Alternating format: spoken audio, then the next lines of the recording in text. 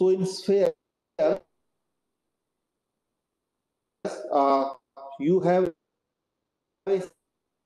what is always positive energy, and volume energy is always negative energy. Because in volume, you have all the sides of you can say atom or molecule. They are totally bonded with another atom inside volume. And at the surface, whatever atom is there at the surface, at least one bond, outer bond will be unsaturated. So the surface energy is negative and volume energy is surface energy is positive and volume energy is negative.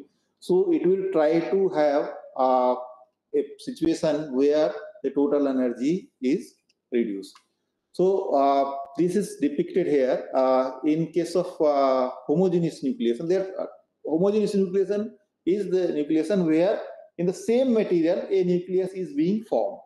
Suppose you have some metal or some silicon which is in the molten state, and you are trying to reduce the temperature of that silicon. When a temperature of that entire molten mass comes down from the comes down below the melting point of silicon, then the nucleus will start to form. So such nucleation is called as the homogeneous nucleus, where the nucleation is also of the same material, the self formation. So now some atoms are adding. If they add and after adding, if energy is reduced, in that case it will be the stable form and then will be called as the nucleus. So this is our positive energy, so surface term. This is our volume term. So if you try to increase the size, then change in the total energy will be the sum of the volume term and the sum of the volume term and surface term. So as you go on increasing the diameter of the embryo or cluster, that spherical crystal, you will find that before this particular place where the diameter is Rn, when you are increasing the size or increasing the diameter, in that case, the energy is actually increasing. So up to this point, the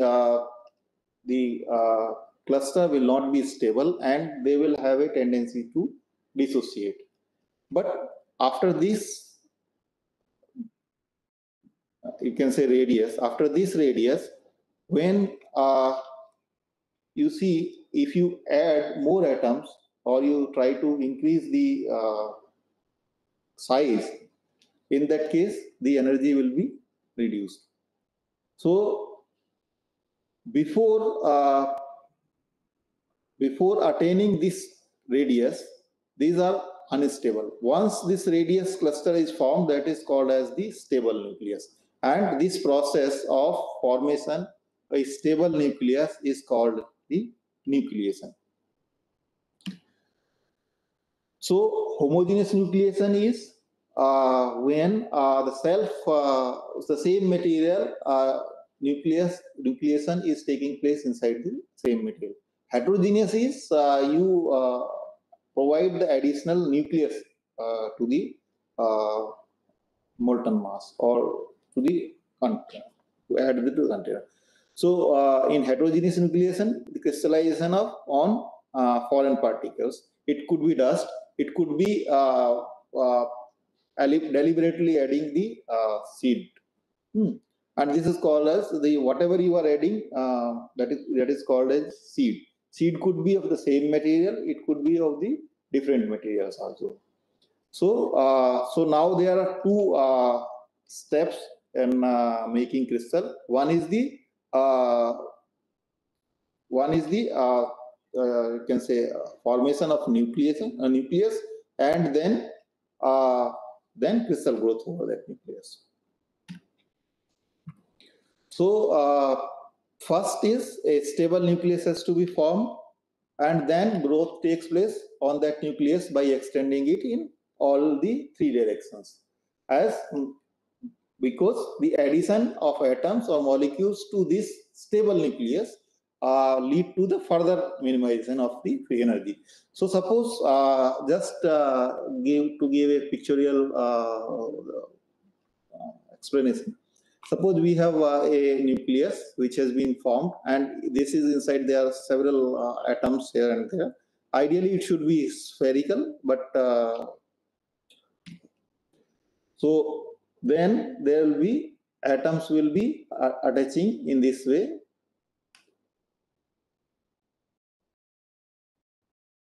and single crystal will be formed.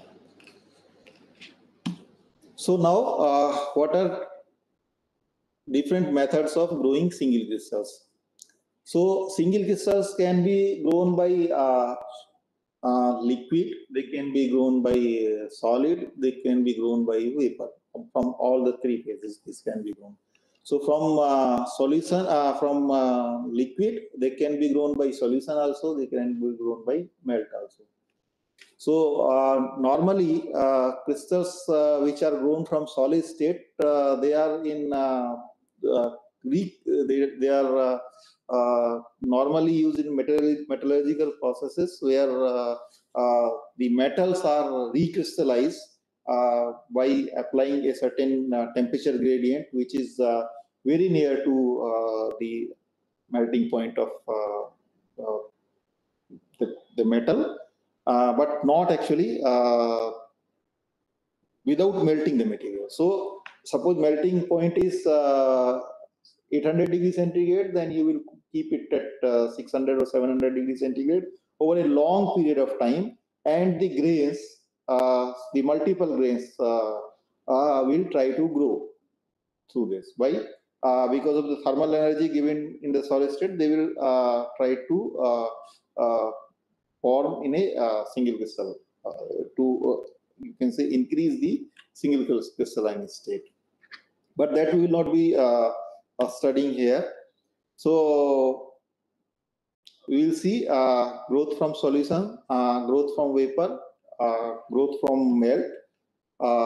So in like single crystal growth from solution is we you must have seen long in earlier classes where the sugar or salt or single crystals are grown like the salt is you dissolve in a water and keep on dissolving for a very long time until it become a supersaturated solution, and after that then when this supersaturated solution, I can say water is allowed to evaporate, the supersaturated solution precipitate, and that if there is some seed is available, in that case it will form a single crystal. So from solution you can have two methods. One is by you slow evaporation, where you have a solvent, and then you have a solute, and you make a supersaturated solution. After making supersaturated solution, you can do two things. One is slowly evaporate the solvent. So then your supersaturated solution will be having something will be precipitated from that. It will form in the it will if seeds are there, they will form single crystals. There is another way. Suppose you keep on dissolving a solvent, a solute in a solvent, and then you found that there's not possible further addition is not possible. That is, you have reached supersaturation, and you increase the temperature. You can see that you can further add the solute. So you increase the temperature and then add some more amount of solute. After that, you slowly reduce the temperature. So the excess amount of solute will precipitate, and if there are seeds are available, then it will be precipitated on the seeds. So there are two methods. One is slow evaporation, another is the slow cooling.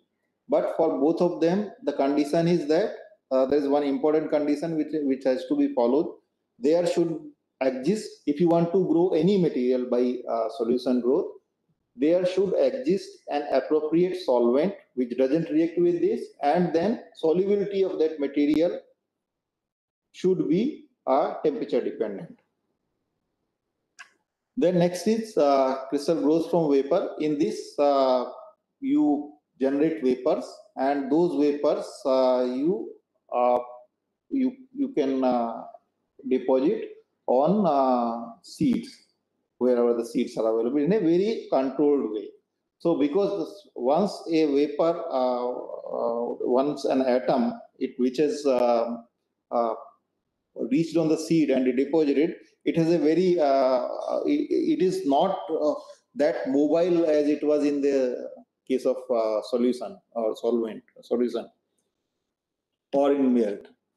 Then crystal growth from melt is where you melt the material and then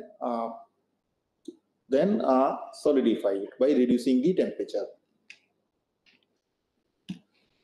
So many different techniques exist for growing the crystals. And these techniques, which techniques you will be selecting, it all depends on your material. So for like suppose the best method is the method from melt, if you can grow the crystal using melt. And the easiest method is the method from crystal growth from solution. But you need to have the material which is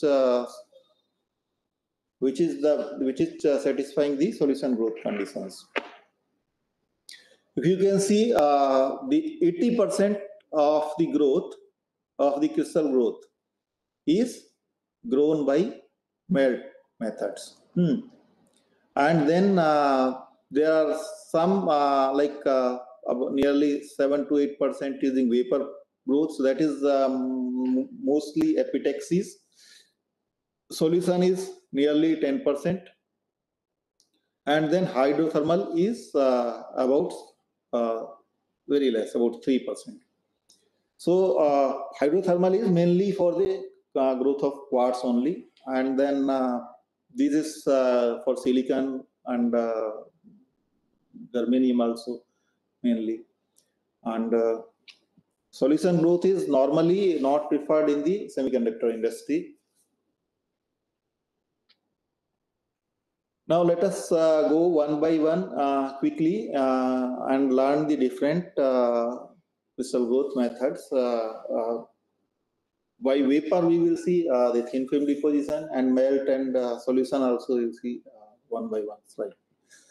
So what are advantages of melt? Melt method means in a very crude way, if I say, you melt the material by heating it above melting point and then cool it. It looks so simple that you have to just heat and cool, but there are some certain issues. It is not so simple that you will immediately get single crystals if you just cool below the melting point. So, okay, let us see those. So, advantages are that it can grow large size crystals, and it has a usually better control over the nucleation, usually better control over shape of the final product, and has good control over the crystal growth rates, size and diameter, all those things. It has a very good control over these. You can precisely control. What are issues? That because melting point could be very, very high, especially atmosphere or vacuum is required in certain materials. Grown crystals may usually have significant stress or strain if they have been grown, it depends on by which method you have grown. Constituent evaporation usually occurs because suppose you have two different kind of constituents and one is having higher vapor pressure, another is having lower vapor pressure. In that case, a selective evaporation of one material will take place, and because of that, the composition of final product may change or final crystal may change. Contamination of the crucible material, because once you are melting, you will be keeping it somewhere. So that crucible or that container, that can also contaminate the grown crystal, and it may also grow in a different phase, which you are actually expecting, because the material is coming from very high temperature, and there may be certain phase transformation from melting point to the room temperature. What are different techniques from melt growth, or techniques utilizing the growth of single crystals by melt methods are Czochralski method, which is a very common method and most famous method of growing crystals, and majority of the crystals are grown by this method only, and silicon especially is grown by this method. Then Chiropoulos method, which is a similar method like Czochralski. Then Bridgman method, float zone method, laser heated pedestal growth, where small chunks are grown, and then micropooling. So very quickly we will see one by one these methods, or the four methods, which are very important for the growth form. Well, so first method is Czochralski method, which is the most common method of growing crystals. So let us see, let us understand how it works. So you have a container here. Suppose in this container, if you want to grow a crystal of certain material, let us consider right now silicon. So we want to grow a crystal of silicon. So we will put, or let us say a crystal of copper. So what we will do, we will place copper here, entire means some chunk of coppers, about few kgs or tons, whatever you want. Then the size of this container will accordingly change. So this material will be placed here, and then you have the heaters. It could be inductive heater, it could be resistive heater also. If your material can be coupled to the can be inductively coupled, then people prefer inductive heating, because in that case you directly heat the material. But there could be indirect heating also through resistive heating. And then there is a insulation. Just to this insulation is, suppose you are using an inductive heating, so that heat should not go. So for the time being, so you have just that material, you provide power or provide heating to this material, and let it get totally melt. So now you forget this part for the time being. So now consider that whatever material you wanted to grow is there, and it is in the molten state. Okay. So now you have an assembly where inside a crucible the material is in totally molten state. Now suppose I immediately I just switch off the power, and then what will happen? This material will become solidified. But it will not be a single crystal. It will be polycrystal, or it can be glass also. So in order to make a single crystal, what we have to do, we keep at this in a molten state, and then we bring a seed. Seed is an small piece of the material, the same crystal, in in the same crystal which actually we want to grow. So this seed then you can bring slowly and touch at this point, exactly at the you can say the surface, the top surface of the melt. Now, once you are touching the seed is made of the same material which you want to grow. So if the temperature of melt is slightly higher, then your seed will melt. And if the temperature of this melt is less, slightly less, in that case, there will be overgrowth. This we know that melting points of each material are very, very precise, pure materials. So if the melting point is very precise, one thing is that it will have it will melt at exactly same temperature. Suppose it is 1000.5, then the material will melt exactly at 1000.5. There will not be any you can say change in the melting point. And now you have brought this seed and you have made it in contact with this surface, which is actually at a much higher temperature than 1000.5. In that case, this seed will melt. If the temperature is less, in that case, there will be sudden overgrowth, because then there will be a lot of you can say growth over this. That also we do not want. We want in a way the growth in a very, very controlled way. So precisely by controlling the temperature here, this comes with the experience. Usually the good crystal growers or experienced crystal growers, they by visually observation they can have an idea of the precise temperature, or they so near to the temperature they just make this seed in contact with this melt, and then by rotating this seed is completely you can say all the time continuously rotating. So if it is rotating, then what will happen, it will see the same gradient, and it will offset the effect of radial gradient on this growth of this crystal. And then slowly with a very small rate we start pulling above it.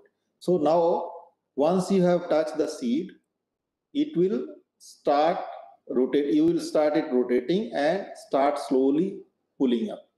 And then as it goes up, the mass, if the temperature is maintained or temperature is controlled in a right fashion, the mass will be attached with this seed and crystal will grow in this form. So I earlier I described an important parameter, that is latent heat. So when a material changes phases, so from here it is it is changing from melt to the solid. So some latent heat will be liberated from this place. So the most important criteria in this growth by Czechoslovakia method or any melt method is that the heat which has been generated during the crystallization, it should be easily taken away from the interface. Then only a crystal will be growing in a perfect crystalline structure. Otherwise, it will not give a good crystal. So that is the reason why it is very easy to grow the single crystals of material which are having good thermal conductivity, and it is very, very difficult to grow the crystals which are having poor thermal conductivity or which are insulators or optical crystals. So typical crystal growth rate in the optical crystals are nearly 1 mm per hour, or sometimes even 1 millimeter per day. This linear rate, this translation rate. So you can see how difficult it will be to grow the crystals. However, in case of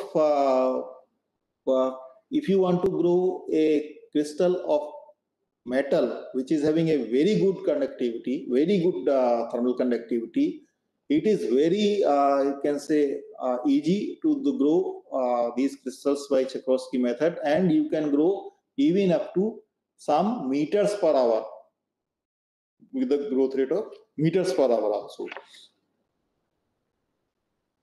So now we see the Czochralski method is like this only. So let us see one by one what we have just seen. The material to be grown is melted in a suitable container, which is also called as crucible. Crystal seed of material to be grown is placed in contact with the surface of the melt. The temperature of the melt is held just above the melting point. If you have slightly above the melting point, what you will have, the you can say the seed will start melting. And usually the seed which you are bringing in the contact of, there is a load cell attached with that. That is always you are measuring the weight of that seed. So you will immediately see that your weight of the seed is slowly reducing, should reduce slowly. With that you can have an idea that what is my correct temperature. So high viscosity, lower vapor pressure favors crystal growth. Seed gradually then pulled out from the melt. So these are done by their mechanism, rotation mechanism, and the translation mechanism. So seed gradually pulled out of the melt and then melt solidify on the surface of the seed. Melt and seed usually rotated counterclockwise. So you can rotate melt also. The crucible also, it is not in all the times, but sometimes you rotate the crucible also, and you rotate the seed also. Seed in one side and crucible inside in the other direction. This provide the rotation provide. One is it provides you can say it offset the effect of radial gradient available, and it also provide sufficient you can say flow and uniform mixing of the melt. Inert atmosphere pressure around growing crystals and melt to prevent any material loss and undesirable reactions like oxidation. This is the entire thing is kept under inert atmosphere, or you can have some pressure also.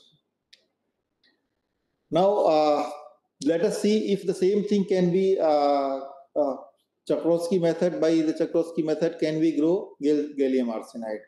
Yes, we grow gallium arsenide, but there is a big difficulty in this. You have gallium and arsenic. The vapor pressure of gallium and arsenic at the melting point, which is 1238 degrees centigrade, is very, very different. So now suppose you are having in the same container, you are melting gallium and arsenic in the ratio of 1 to 1 molar ratio. At the melting point, the vapor pressure of arsenic is nearly 10 atmosphere, and gallium is only very, very less. So what will happen? The arsenic will immediately evaporate, and what will remain in there in that container or in the crucible? Only gallium. So if you will grow, what will you grow? You will grow only gallium. So then how to do growth of gallium arsenide? Then there is a method called as liquid encapsulated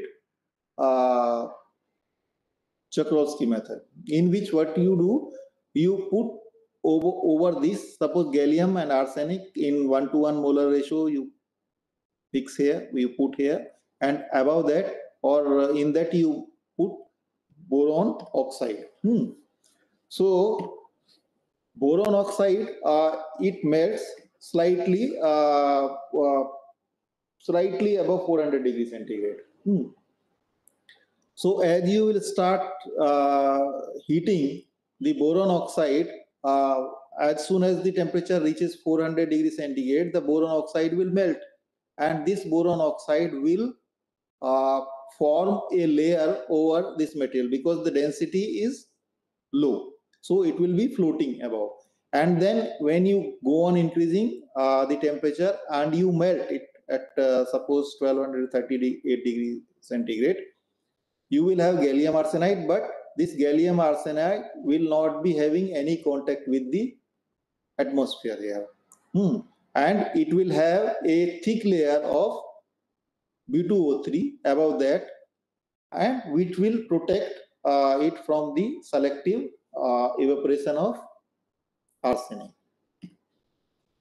So after that time, after some time, when the thermal equilibrium is achieved here and the material is molten, you same way you bring seed of gallium arsenide material and then dip it inside this B2O3. You get it through and let it reach to the gallium arsenide, and then it will start, the growth will start there. So this method, which is called as the liquid encapsulated Czachorski method. So this is useful for growing bimetallic single crystals, like as I explained for the gallium arsenide, and the same thing I have written. So it is actually critical for maintaining precise stoichiometry of gallium and arsenic, because this actually will give you P and Na and junction in doping also. If gallium is more or arsenic is more, that will give you a property of N type of P type property in this finally grown single crystals. The Czachorski crystal pooling technique is invaluable for growing many large single crystals as a rod to be cut into wafers and polished for various applications like silicon, germanium, lithium. There are several crystals, many crystals, optical crystals also, which are grown using Czachorski method. Then another melt method is Bridgman method. So what is there in this? You have a melt. Actually, you have a crucible. Crucible you are always going to have because you are melting the material somewhere, and then you have a furnace here. You suppose you have placed that inside a furnace, and the furnace is having the temperature gradient like this. So in this side the temperature is low, in this side the temperature is high, and this is the temperature which is exactly the melting point of the material. So now consider that this portion, everything was initially here. So, and slowly I am moving this like in this direction. So first everything, entire mass was above the melting point, and therefore everything inside this container was in the molten state. As soon as we reach this particular point here, so what will happen? This is the melting point, exactly melting point. So seed is there.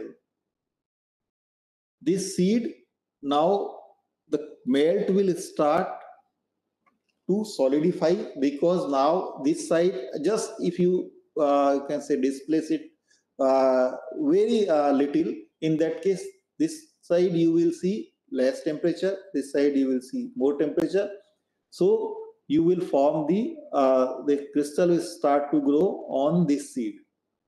Okay, and then slowly you just move this entire thing from this way to this way, and then when this part comes at you can say this place, then your total mass will be or total molten mass will become a single crystal.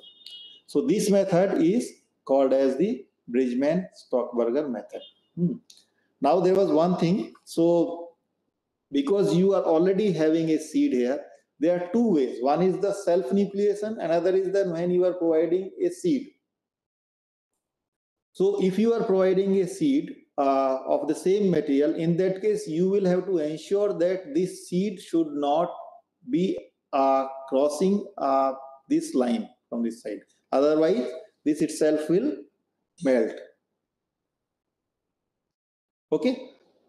But if there is a self-nucleation, then in that case, the seed will not be there, and a seed will be automatically self-nucleation will take place, and then seed first will be grown. But there are issues when in case of self-nucleation, there are multiple nucleus are formed, and then you will have you may not have a single crystal. You will have twins. You will have multi crystals. So this Bridgman method is based on crystal growing from the melt, involve the relative displacement of melt and a temperature gradient furnace. Temperature gradient furnace is this fixed gradient and a moving melt crystal. Crystallization of melt starts on the seed here when it was at this point. As a crucible gradually displaces to the temperature, and slowly you get the bigger crystal. A controlled solidification of a stoichiometric melt of the material to be crystallized in a temperature gradient is achieved. It enables oriented solidification by putting, you can have oriented solidification here. Melt passes through a temperature gradient, as I already explained. Crystallization occurs at the cooler end. It is benefit from seed crystals, predetermined orientation, and controlled atmosphere. The seed crystals advantage was there in Czochralski also. Then next comes the Joule melting. Joule melting means suppose the suppose in place of a gradient like this, if I make a gradient like this, this, and this. If I make a furnace where temperature of center is very high, but the temperature of both side is less. So like this. So suppose my melting point is this Tm. If I make a furnace which is having a gradient like this, here during this period the temperature is constant. Here also during this distance the temperature is constant. But in this area or in this volume, the temperature like this, it increases like this and goes above melting point, and then after certain it comes down to this point. And so and then same boat I am having, like it was in earlier method, and this boat I am moving from one direction to the another direction. So what will happen? The material, or you can say the area of this boat or this crucible, which is between these two, will always be in the liquid state, because the melting point is higher here, and then it will move like this. And now since it is moving like this, you can say the surface which is actually facing this temperature, on the right side it is having solid, on the left side it is having melt. So it will solidify on this particular crystal. However, at the same time, whatever is there in the left side, when it will move, this part will get molten. So what effectively you are doing, a Joule, the Joule of this entire mass is being molten and moving from this side to this side. So when it was actually here in the beginning, the zone was here, and just at that, if you put a seed, then the entire crystal will be grown in that direction only. Okay. So this is a very common method for purification also. So because there is the impurities, if they are inside a melt, there is a term called as the distribution constant. Distribution constant is when a material solidify from melt to liquid, or you can say from the solution to it goes to solid from liquid state. In that case, the concentration of impurity in solid form to the concentration of impurity in the melt form is called as the distribution coefficient. So if a impurity which is not having the distribution coefficient exactly 1, in that case what will happen? When I am moving the molten zone from one side to the another side, this molten zone, in that case, suppose there are certain impurities in this, and so when this liquid or this melt will get solidified in exact at that point, suppose the distribution coefficient is 0.9. In that case, suppose there was 100 impurity in this 100 you can say atoms of impurity, only 9 will go into the solid, and other 90 will other will remain here. So 90 will go here, and 10 will not go. However, if it is opposite, in the same case, 10 will go here and 90 will remain here. So in this way, if you move a zone from this side to this side, what you are doing actually, you are moving the impurities from this side to this side, and finally, if you have 10, 20 or 50 round of such movements, in that case, you will find that you have made a material more pure as compared to in initial stage. And then, but at the same time, this side material of this you can say side will be purer. At the same time, the material of this side will be more impure. So this is a method of purification also. Now, there are some issues with gallium arsenide growth, as we discussed, and because of that, we had to develop liquid encapsulated Czochralski growth. This can be grown by a horizontal bridgement method, the gallium arsenide. So silicon, usually silicon is absolutely no problem. Silicon can be easily grown by Czochralski method. And germanium also can be easily grown by Czochralski method. So for silicon and germanium, absolutely no problem. The problem is with the gallium arsenide because of the selective vapor pressure of one component is very, very high, and as compared to the another. And therefore, there is a selective evaporation of that material. So now, in the horizontal bridgement method for gallium arsenide growth, there is a ampule. There is an ampule in this method. Some extra arsenic is placed, and you have gallium arsenic here.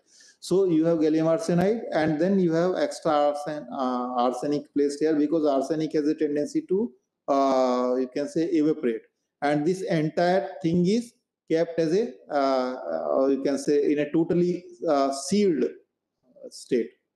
So nothing should be going out. As the temperature increases, now this gallium arsenide from here will be having actually arsenic will be having higher vapor pressure, but at the same time from this side arsenic will also be evaporated. This will also compensate for this extra excess arsenic evaporation. By this method, gallium arsenide is grown. Gallium arsenide single crystal is grown. There is the same Bridgman method which we saw in the horizontal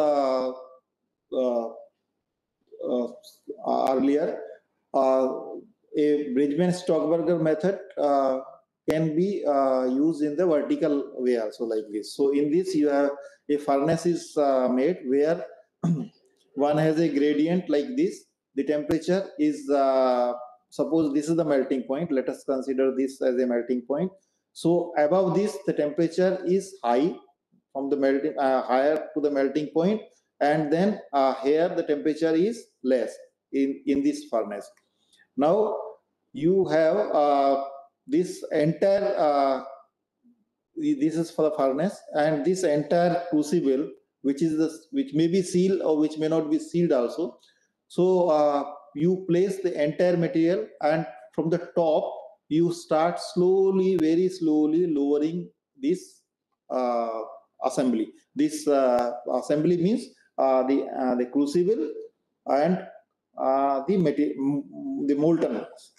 So when this entire thing was here at this point, all the thing was molten. Then slowly, very slowly, when you pull it down, let us consider this point has come. This notch has come at this point. Then there will be the temperature will be below melting point. Just if you just push it slightly low, the temperature will be below melting point, and there will be super cooling. And then there is another material existing here. So it will be suppose you have not provided any seed here because you have come from top. So obviously, even if you have provided a seed, it would have got molten.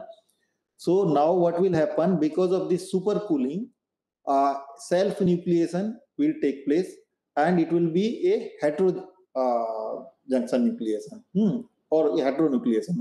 Why it is hetero? Because now the nucleation has taken place on a foreign particle or foreign element, which is the material of this crucible. So this is for doing this. Sometimes sealing is required, sometimes sealing is not required for certain materials. So sealing is the starting material in this kind of ampule, and then it is molten inside this entire assembly, furnace assembly, and then slowly it is pulled down. This is the vertical Bridgman method. It has an advantage. Growth station is less expensive. When I say less expensive, I'm comparing with the Czechoslovakia method, which is very, very expensive. A system, Czechoslovakia system, costs several crores. However, the Bridgman method can be purchased in a few lakhs only. Then seal ampoules permits growth of hygroscopic materials, but you can use without sealing also if the material is not hygroscopic. Hygroscopic means material for which the atmosphere effects or the material which reacts with the moisture. The temperature gradient are smaller, so the crystals have less thermal stress. The temperature gradient can be easily manipulated here. If you see in the case of Czechoslovakia method, just above the melt, the gradient could be very, very large. Just above melt. I'm talking about the vertical gradient, not radial gradient. Vertical gradient could be very, very large. So there could be thermal stresses there. However, in case of Bridgman, you can easily manipulate the gradients by designing the furnace in a proper way, so that your material gets less thermal stress. What are disadvantages? That because of the growing crystal is actually in the direct contact with the your crucible. So it is always sometimes there are always possibility of you can say crystal sticking to the crucible. And some crystals like silicon cannot be grown by this method, because when silicon from the melt state, when it solidify, it expands. So it will, as it will expand, it will exert the force on the crucible walls, and then the crystal, either it will break the crucible, or if it doesn't break, in that case the crystal itself will get strained.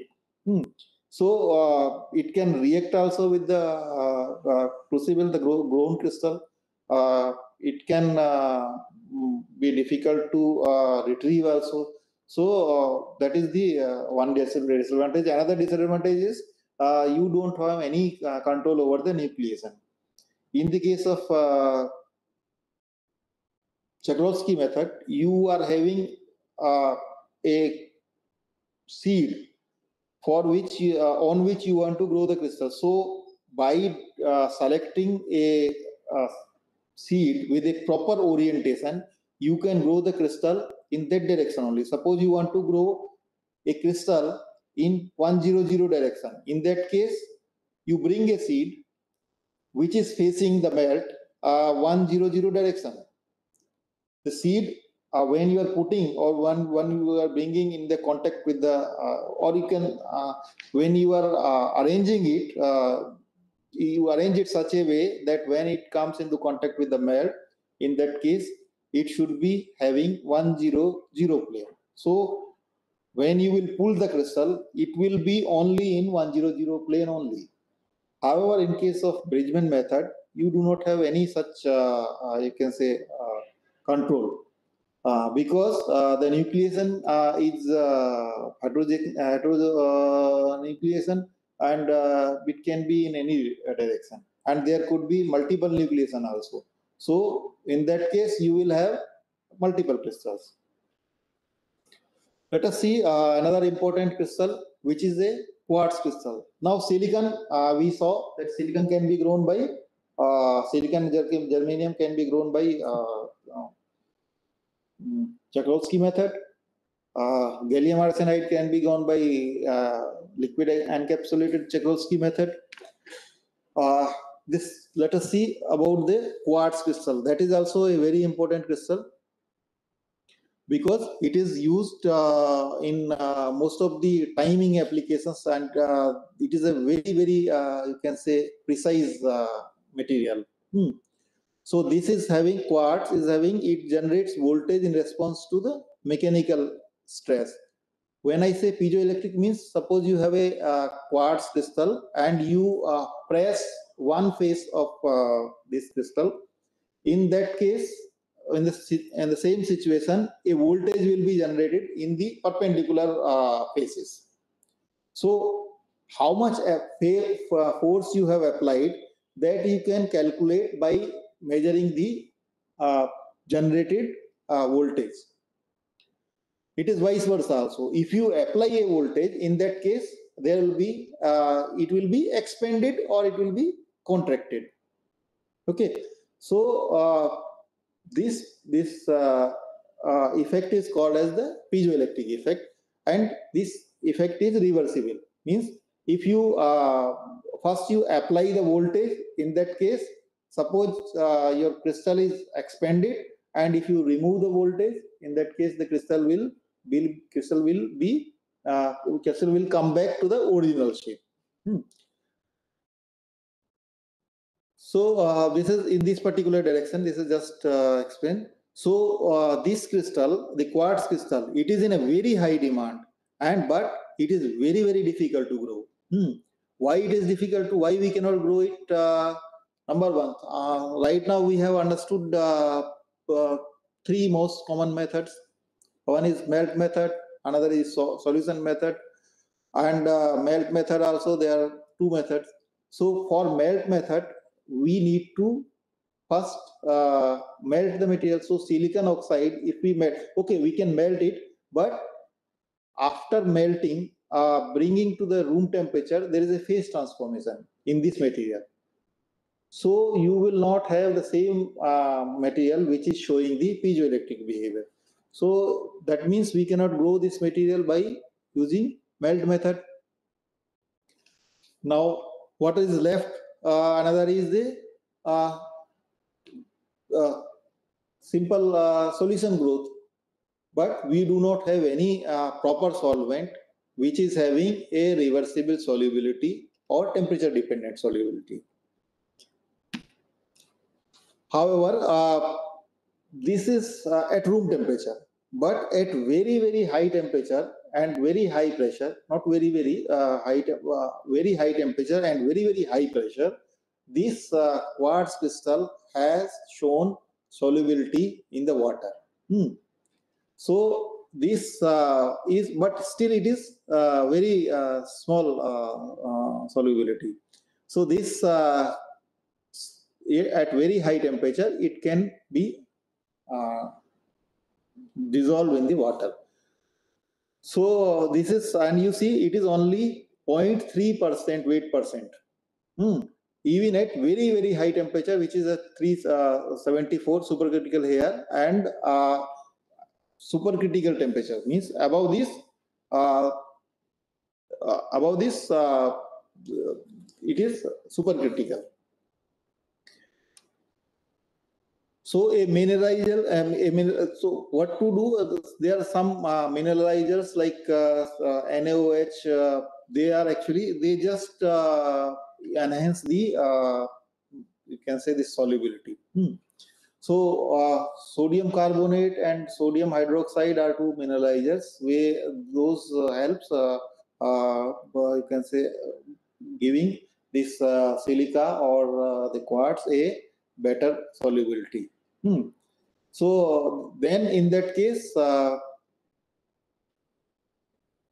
so you have silica, this silica in water, or you can say high temperature water, steam, you can say, because at 400 degrees centigrade, water will be in the steam form. So, and with certain mineralizer, and then you increase the temperature to 1.3 to 2 kilowatt. So you see this pressure is very high. Then this is moved to a slightly lower temperature, June, and then where there are seeds of quartz, at those seeds, the single crystal of silica will be formed. So this method of growth is called as the hydrothermal method of crystal growth. So hydrothermal method is actually nothing but a high temperature, high pressure solution growth. Okay. So if I say basic methodology is, it's a water medium and temperature is very high, solution growth which is above the normal boiling point. Normal boiling point of the solvent. So water function as a solubilizing phase, pressure transmitting agent, and mineralizing agent also. Mineralizing agents are added into this. So these then this transport reactants and crystal growth takes place at the seeds. This is useful for the synthesis and crystal growth of phases that are unstable in a high temperature preparation and in the absence of water, like quartz, emeralds, and several such things. This is a typical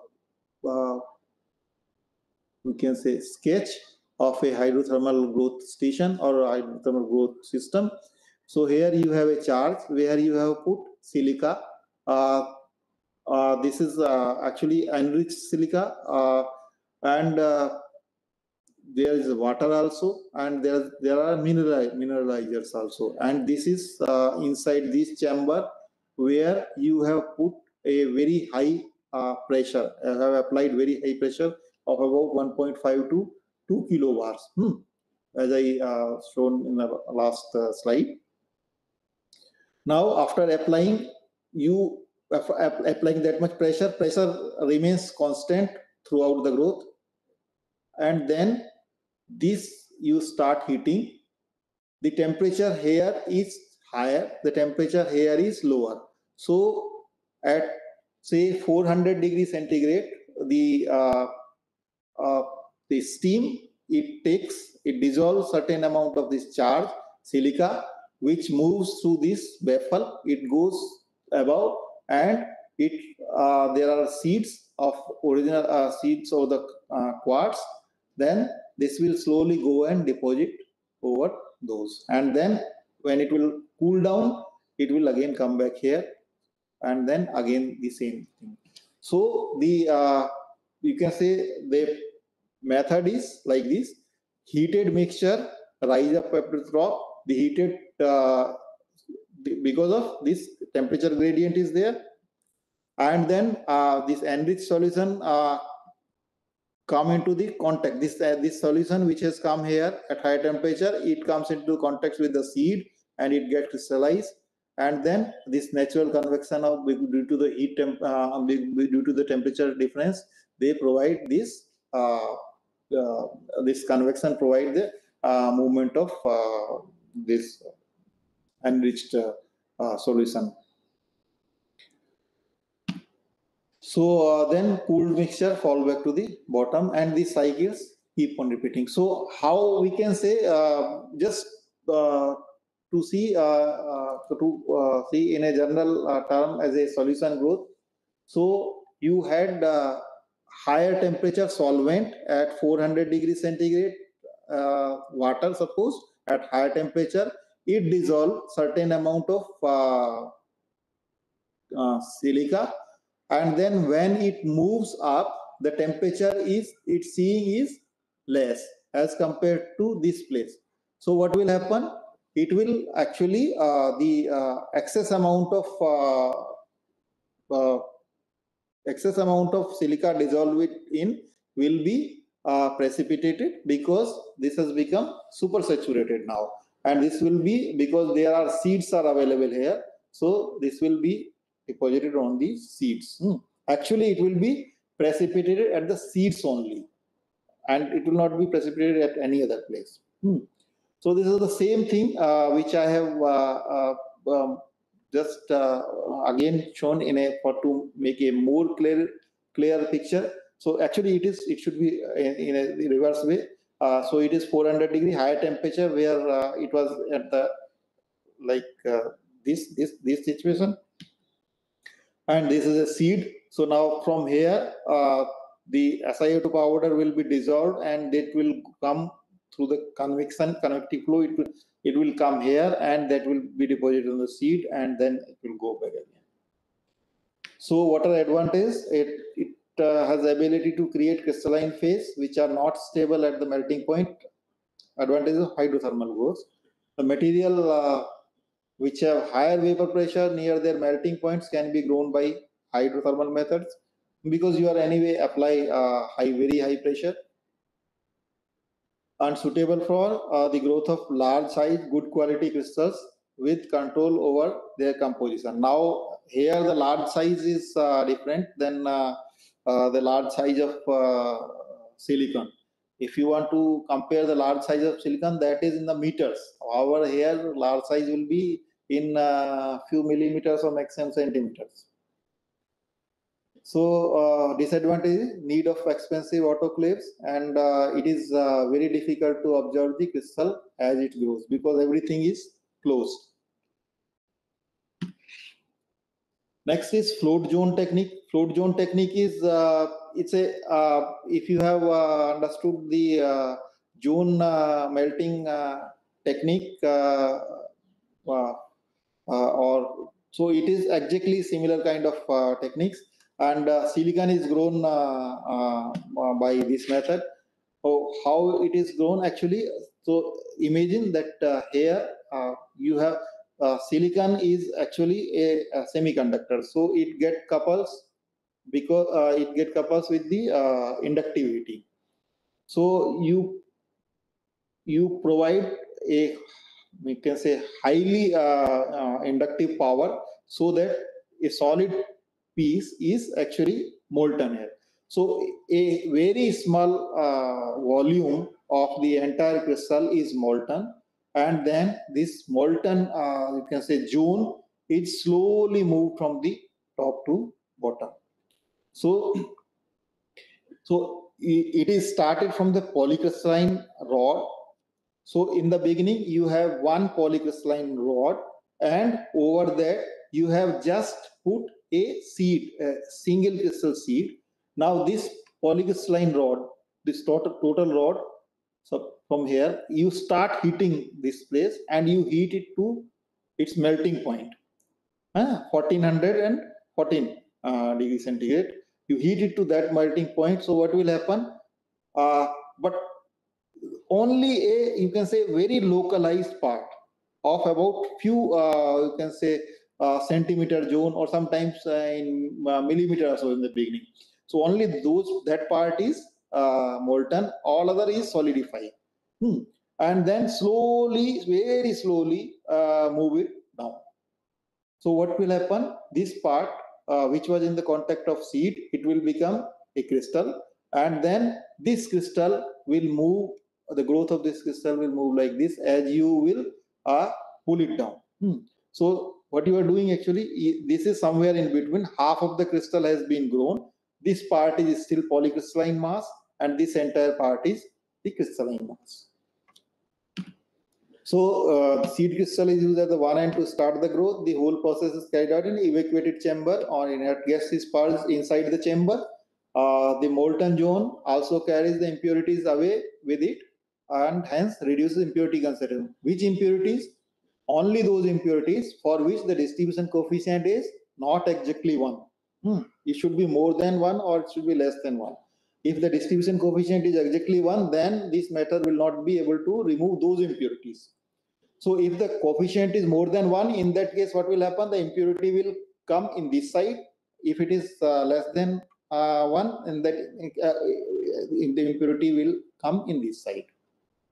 The size of wafer is smaller as compared to the, you can say, crystal grown using Czochralski method. So let us see what is wafer now. A wafer is a thin slice of semiconducting material. It can be of silicon also, it can be of germanium also, it can be of gallium arsenide also, it can be of any other material. So it is a thin slice of semiconductor. Now just you see this side, this is a single crystal of silicon which has been grown. Just see this. The entire, this much big single crystal of silicon is grown. And out of this, the wafers are cut. So a wafer is a thin slice of semiconducting material such as silicon crystal used in the fabrication of integrated circuits and other micro devices. So whatever you actually buy in the market is the semiconductor material in form of wafers. And this is the base material for IC manufacturing process. Diameter of wafer is typically between 1 to 12 inches. You can have wafers are available for 1 inch diameter, and some wafers are available for 12-inch diameter. 12-inch diameter means the crystal which has been grown. You imagine that the crystal diameter would definitely be 12-inch. And the typical thickness of wafers is about 1 millimeter. So this is a picture of wafer.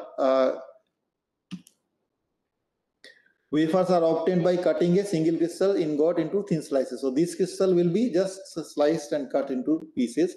A schematic of wafer production process starting from the crystal growth is shown in the next slide. I will just show. So this is suppose a crystal. This crystal is grown by Czochralski method. So first you have polysilicon, then this is inside the crucible. You place inside crucible, then seed crystal is first it is molten, and then seed crystal is brought, and then it is slowly pulled. A crystal is grown like this. So this is a big crystal. So now this is called as a single crystal ingot. Now what you will do, you will cut both these parts because they are not required. And on some cases, as I told earlier, impure, these portions are impure portions also. And because impurity, certain impurities which are having more distribution coefficient move in this side, which are having less, they move in this side. So it is a better way you remove both parts. So these parts are removed, and therefore after removing this, to find, you can say, just to tell people that which is the you can say direction of this wafer. So certain you can say flat, certain you can say some part is done flat. This is done only actually to tell the user about the direction of wafer. Because you require wafer, some people want to make devices in 100 direction, some people want to make devices in 111 direction. So this kind of you can say a flat part, it shows that which wafer it is. In some they are one flat, in some wafers you will find two, in some wafers you will not find any. So this tells actually the wafer uh, direction, direction of the plane of the crystal which was growing in this direction. Then after this, you slice using the cutting tool. There is a diamond cutting tools, or there are some other big cutting tools. So you slice this part into small wafers. So this wafer, then you do round this edges. Rounding of these edges is done by the small tool. Then lapping is done. Lapping is actually lapping is when you use some hard material to make these surfaces flat, and then after a certain level of flatness, wafer etching is done, where it is made more flat. After that, making this more flat, a polishing is done on the wafers, and then final product is sold in the market. So the wafer is sold. Number one, it is sold. There are specifications in which is the direction of this wafer, and then another thing is that of which type you can say carrier concentration. It is N type or P type, and the third important point is the what is the carrier concentration. How many electrons or how many carriers per, basically it comes from the doping level per centimeter cube. So with this, this was a bulk crystal deposition. Now we will see thin film deposition also. Thin film deposition is when small, you can say, films are used in semiconductor devices. So let us see what are the different thin film deposition techniques. Physical vapor deposition, then chemical vapor deposition, then epitaxis, then electrochemical deposition. So the physical vapor deposition techniques are based on the formation of vapor of the material to be deposited as a thin film.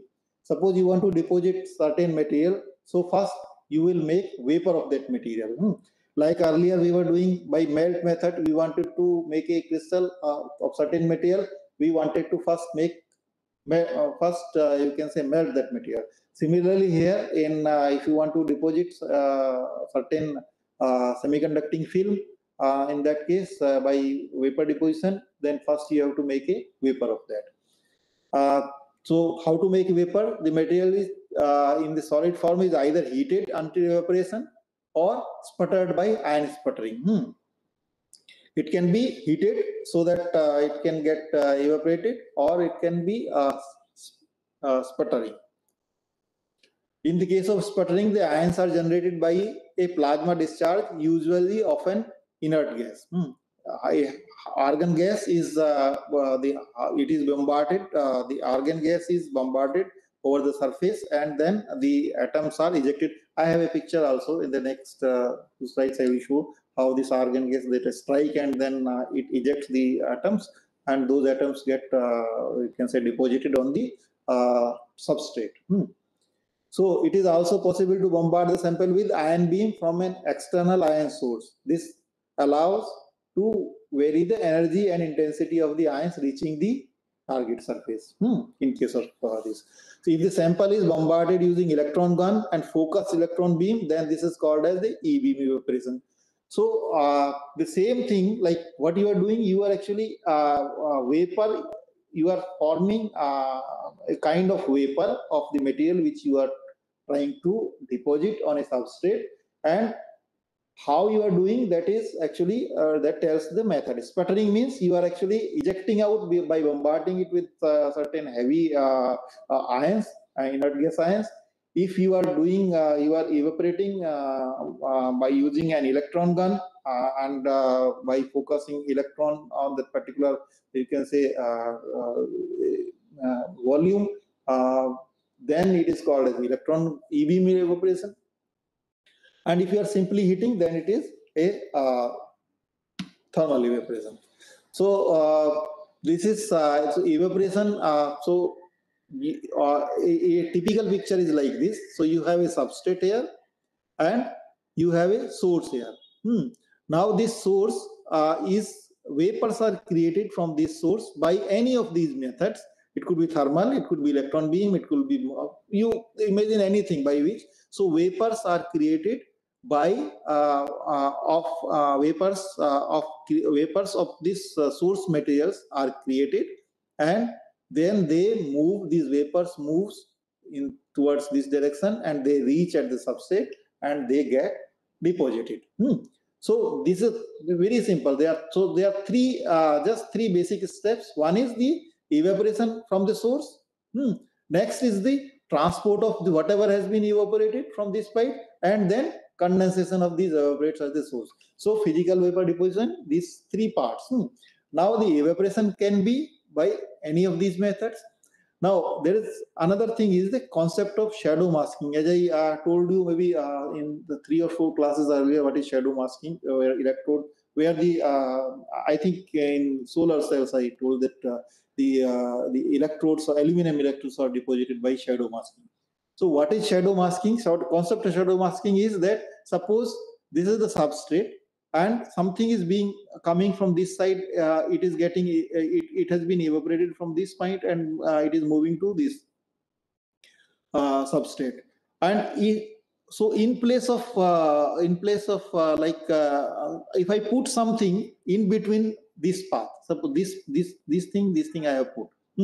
So the material which has been evaporated, it will not be deposited on this part of the substrate. It will be deposited only the part which has been exposed here, but not the part which actually has been covered by these two things. So this concept is called as the shadow masking. So I have actually, by masking this substrate, if I mask this substrate, if I put some paper here on this one, in that case, whatever has been evaporated from this place, that will not be deposited on that area of that paper or on the substrate. This is the shadow masking, which is very commonly used for the making contact on the contacts using thermal deposition, and other also for exactly depositing or exactly making the devices where you want to selectively, you can say, deposit a film on that particular area. So this is a thermal evaporation where one by one I will go through all these kind of you can say evaporation methods. So here in thermal evaporation, what you do, you have a boat here. In this, you put the material, whatever material you want to evaporate or you want to deposit, and then this entire you can say chamber is covered by some you can say enclosure. Usually, generally, this enclosure is of glasses, and then you evacuate this entire thing, and after that, this boat, it is being heated by providing a power supply to an adjacent heater. This has been, you can imagine like this boat has been placed on a heater. So when you start heating, when you start heating the heater, the temperature will go very high, and then this material which was there in the boat, it will get evaporated. and then after evaporation it will move in all the 4 pi directions. So this much whatever is there in its path, it will be deposited on that path. So this they used to deposit thin film on the substrate, basic vacuum deposition. The normal the vacuum is keep put into the -6 torr. Why the vacuum is kept so low? Because at this we can say pressure, the mean free path of these molecules, it becomes nearly equal to the dimension of the chambers. Otherwise, what will happen if there are gas molecules? These molecules will actually they will strike to those molecules also. So then substrates are loaded facing down, obviously, because it is something coming from this side will get deposited. A source of the matter to be evaporated located below the wafers. The source is heated to the point where it will evaporate this source, and the vapor condense on the cool substrate and chamber walls. The electron beam evaporation is like this. It is the same thing like earlier. We provided heating here by you can say electrical connections providing power supply. However, here if I want to deposit this material to on this one or somewhere else, so what will happen? Or here on substrate, so you have an electron beam system, which is electron beam is generated by a filament, and then after that it is focused using magnetic field and electric field. You can say the energy is increased using electric field, and it is bent using magnetic field, and then it is allowed to strike over the material, and then this material will be actually evaporated, and then it will be deposited over the substrate. So this is the method. Sputtering with the same, you have a high energetic particle like some it could be ion also, it could be atom also, which is having a very high kinetic energy. And this, when this atom comes, or this ion which is having very high kinetic energy or very high energy, it comes and strike over the surface of the target. Target is that material which you want to deposit. So when it comes and strike, it actually eject some of the or you can say atoms or constituents of the target. So this is called as the sputtering out. So the sputtering you can say is the process where atoms are ejected from the solid target due to the bombardment of these energetic particles which is coming from that. It's basically the momentum exchange between the ions and the atoms in the materials due to the collision of these to this.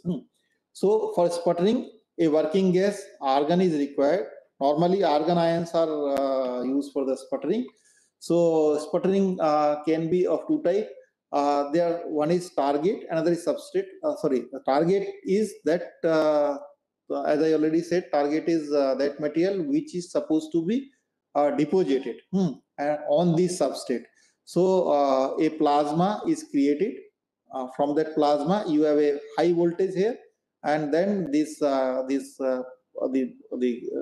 gas ions, they go and strike with the target and ejects out or sputter out the target component or target atoms or target molecules, and those are then they go and then get deposited over the substrates. So there are two kind of sputtering, DC sputtering and RF sputtering. There are problems because these suppose let us consider argon molecules or argon ions. Therefore, then the target will have to be very high negative voltage. So these argon ions will go and strike to the target, but they remains they start accumulating there. So after that, the yield of sputtering is reduced. So to avoid that, RF sputtering was invented.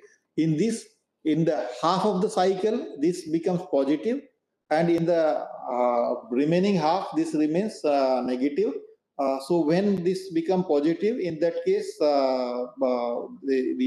the ions, the argon ions, which were accumulated there, they are actually you can say repaired, and therefore the target becomes clean. So this is general this about the sputtering, advantages of RF sputtering. And now we comes to the chemical vapor deposition. In chemical vapor deposition is a process where material is deposited from a vapor by a chemical reaction occurring on the vicinity of a normal heated substrate surface. So I will just explain, then I will go and by.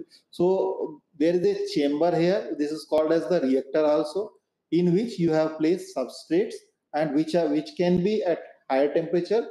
Generally they are at high temperature, but it is not necessary. If you have if you can have some reaction which is at room temperature, you can take that also, but in general, in most of the cases, they are at higher temperature. So you have substrate at high temperature, then you have some precursors, or you can say some here they are all the components are coming from one direction only. So they come here, and at high temperature, suppose these materials which are coming from this side, suppose they react at high temperature. So what will they do when they see higher temperature where the substrates are there? So they will react and form a compound, and that compound will get deposited on the substrates here itself.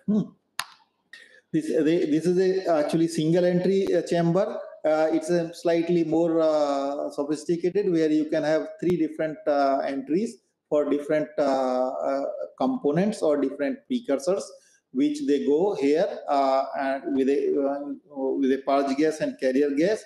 They come here, all of them come here, and they face the conditions, the reaction conditions. So it could be higher temperature, it could be other also, whatever one can think, and then they get reacted.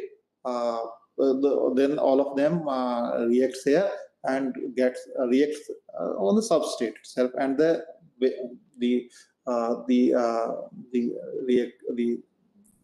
waste goes out of that. So let us go this the chemical vapor deposition, a process where material is deposited from vapor by a chemical reaction occurring on in the vicinity of normally heated substrate surface.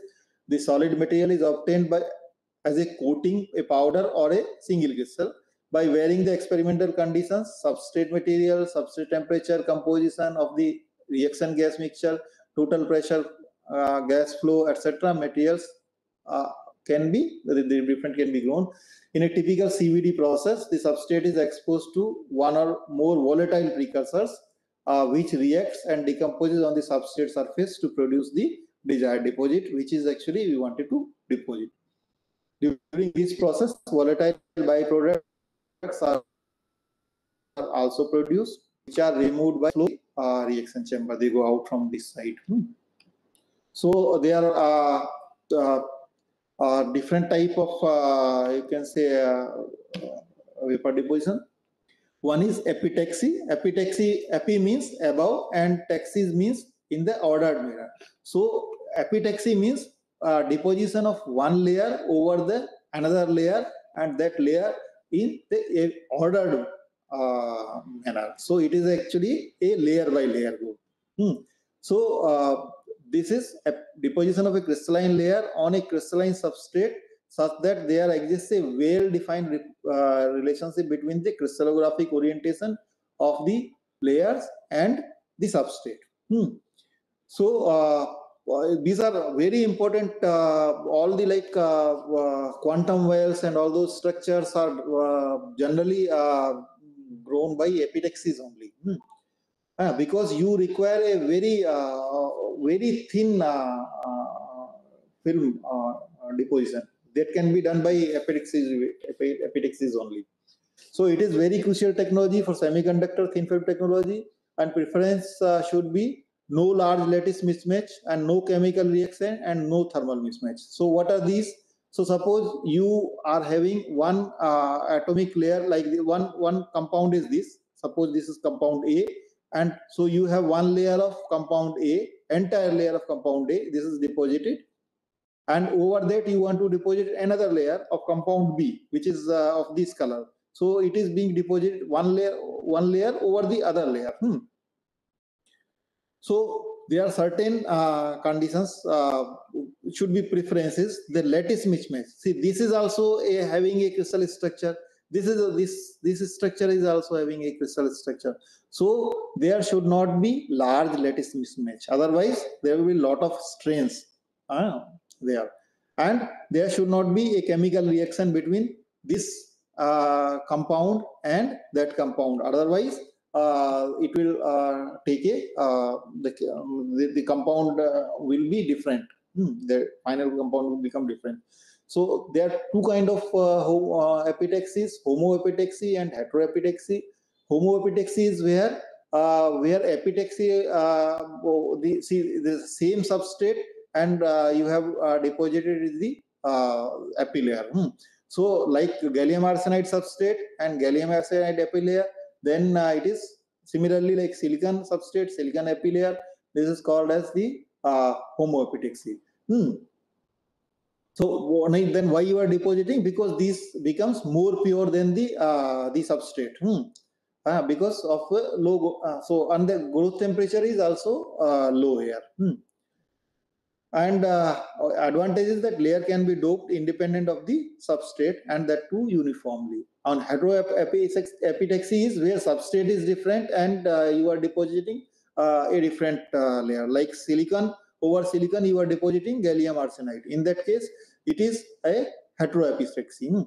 So you have this is the example of different thing, and these are as I said, these are useful in making quantum well, and like very band gap engineering for more research in like advanced research can makes quantum wires, quantum dots by using epitaxy.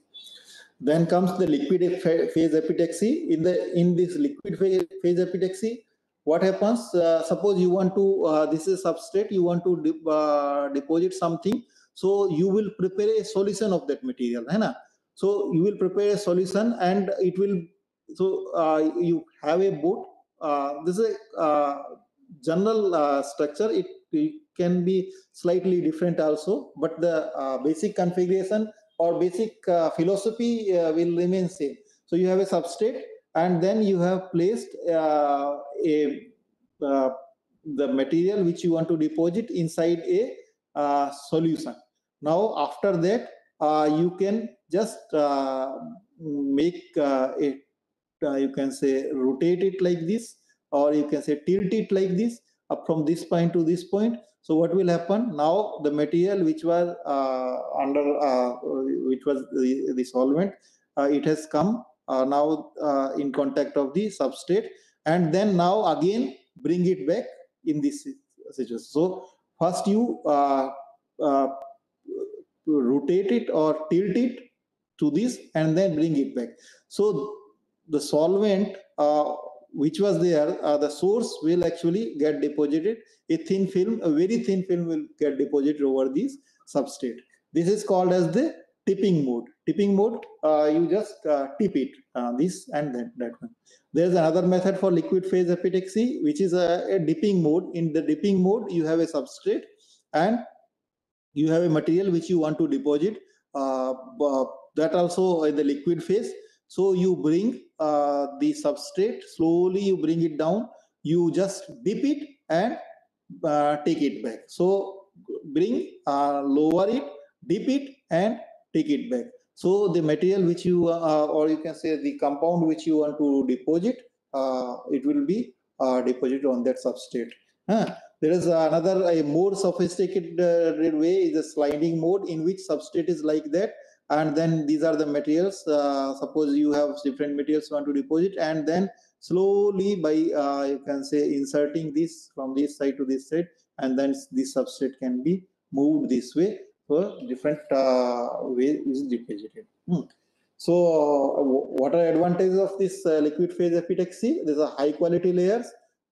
these are fast method, and it's a inexpensive, and incongruent melting problem can be tackled because there is no actually melting involved in this. It is only the solution. And epitaxial films have better composition uniformity than bulk grown crystals. This is the VP.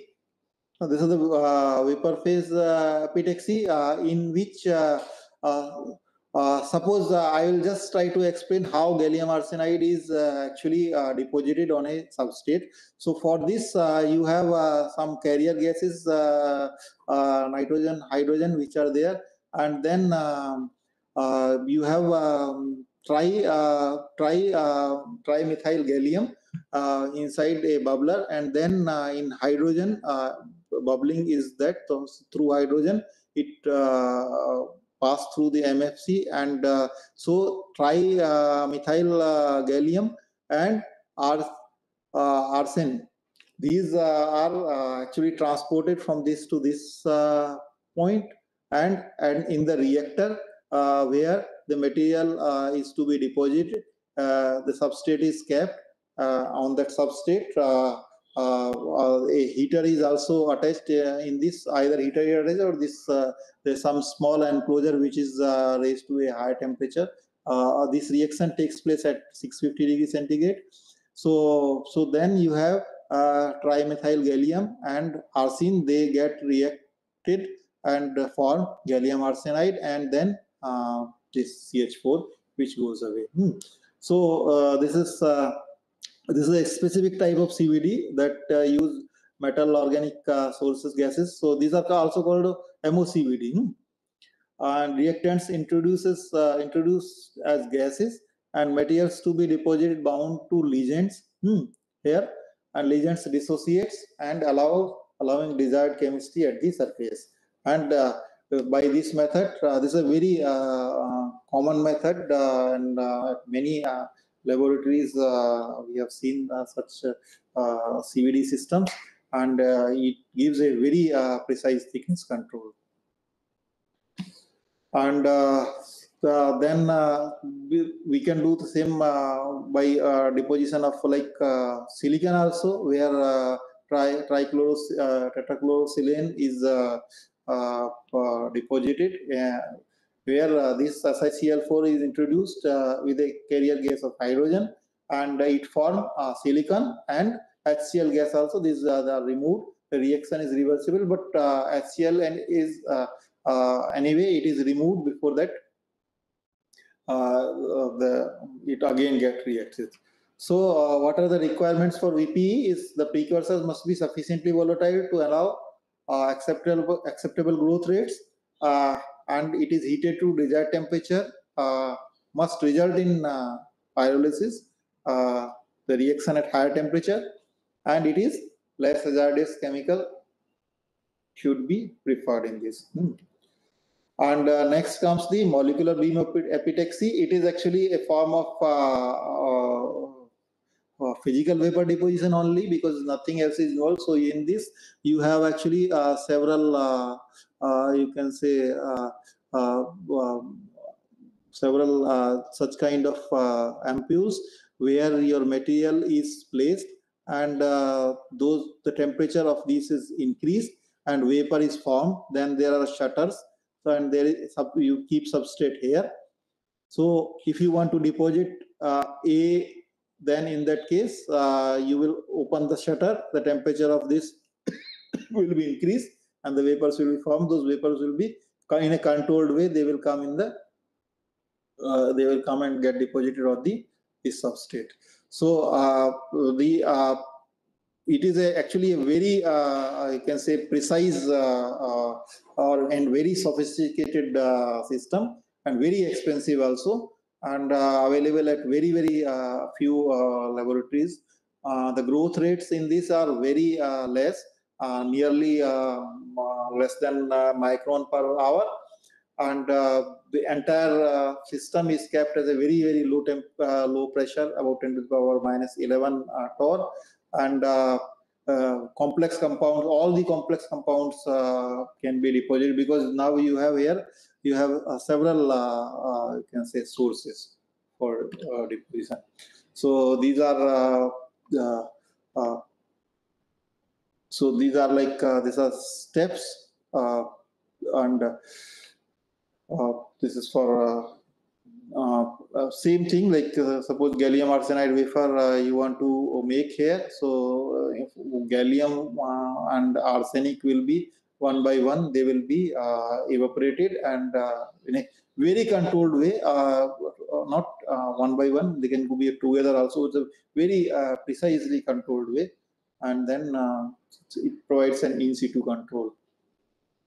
And independent, these cells are the temperature of these cells can be independently controlled, and therefore the thickness and the growth rate can be very precisely controlled using this. So with this, the last part is 2D and 3D printing. A domestic printer, whatever we see in normal paper printing, is called as the 2D printer. And what it prints a predefined text or a picture. And how it prints, actually, PC gives a command, and there are precise XY coordinate movement system using a very good quality stepper motor system. And when the control command is given, so first thing is that it tells that position where it goes. So XY, and with you can say precise control of X position and Y position, the head moves at that particular place, and then after it moves that place, in that case, the evaporation of ink or evaporation of the compound which you want to deposit, the command for that is given. So this is 2D printing. So this is a typical 2D printer. This may be in this printer, if you just add the third dimension, it is called as the 3D printer. So if we extend the control to third dimension in the same system, it can be called as a 3D printer. If appropriate deposition substrate is selected, then one can fabricate 3D shapes also by layer deposition of moving the printing head in Z direction. So this is third direction. This was XY direction. This is a revolutionary concept which is changing the manufacturing process for many items. Thus, 3D printing is an additive process. Additive process means when the one over other is placed. Additive means something is being added continuously, where the layers of materials are built up to create a 3D part. It is opposite to subtractive manufacturing process, where a final design is cut from a larger block of material. Suppose you want to make certain, suppose you want to make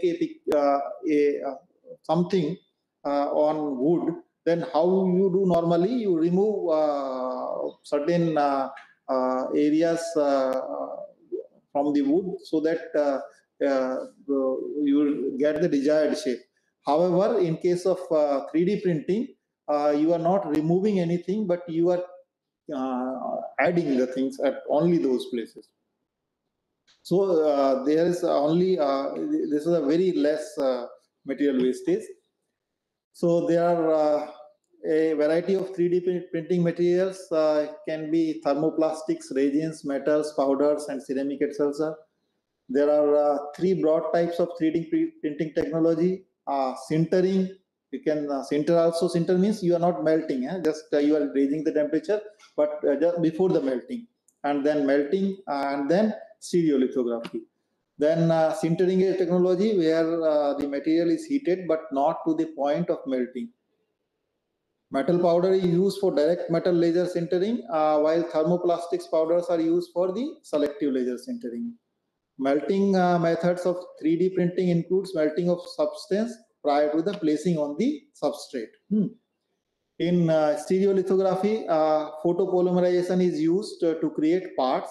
Here, appropriate light wavelengths is selected to interact with the material to selectively cure and solidify different parts. see, there are certain materials which are there are certain you can say uh, um, materials when you expose them with the UV or a certain wavelength, they get polymerized or the reaction takes place. So this process is called as photopolymerization, and this is used in this process.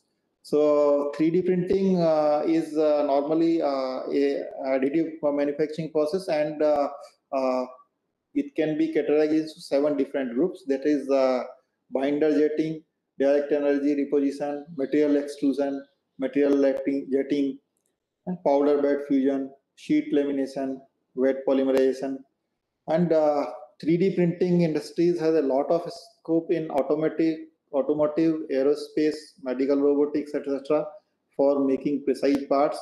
And we have in just a few months ago, I read that even human organs are also being uh, prepared using 3D printing, though they are not yet transplanted, but they are working. So maybe in future we can have organs also for the transplantation. So with this, I think we finished our course today. Slightly more time. And now, if you have any question, any queries, any doubt, I am ready to answer here.